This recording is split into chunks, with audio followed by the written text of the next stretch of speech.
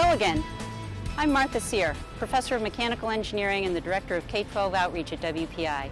I'm also involved with an innovative project called Mass-TEC, which is being led by Quinsigamond Community College. We're at Nipro Corporation in Clinton, Massachusetts, where we'll be talking about today's manufacturing.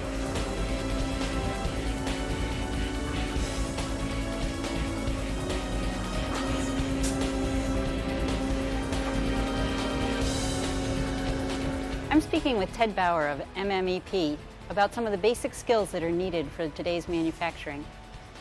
Ted, what is that basic skill set that someone needs in today's manufacturing?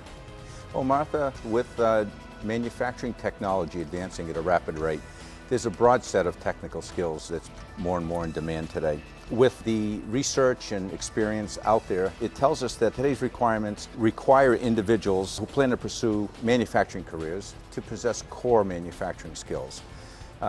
By core manufacturing skills, I mean things like mathematics, blueprint reading, the use of precision measuring instruments, and that type of a skill. The interesting thing is 70% of manufacturers require those core skills. So that makes the possession of that and people who have those skills highly flexible, and those skills are very portable. The remaining 30% of skills tend to be specialized, and those skills are typically taught to individuals by either the manufacturer or by industry training sources. In colleges, for that matter. There's an interesting statistic that 56.7% of people who work in manufacturing possess some type of a certificate or some level of a college degree. And that's quite different from the paradigm that most people perhaps look at manufacturing workers in. Ted, it sounds like there's a core set of skills that a person needs to have to be successful in today's manufacturing. How are those skills used in the workforce? Okay. Martha, today many manufacturing operations are organized around things called the work cells, and that is a team environment which takes advantage of several people working in a manufacturing cell.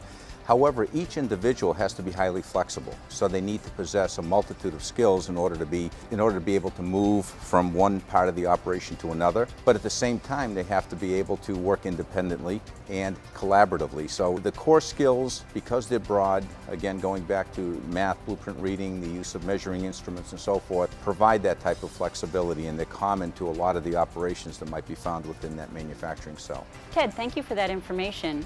It really sounds like this core set of skills makes someone have a foundational set that's transferable from one manufacturing company to another in today's manufacturing. Join us later as we continue to talk more about today's manufacturing in Central Massachusetts.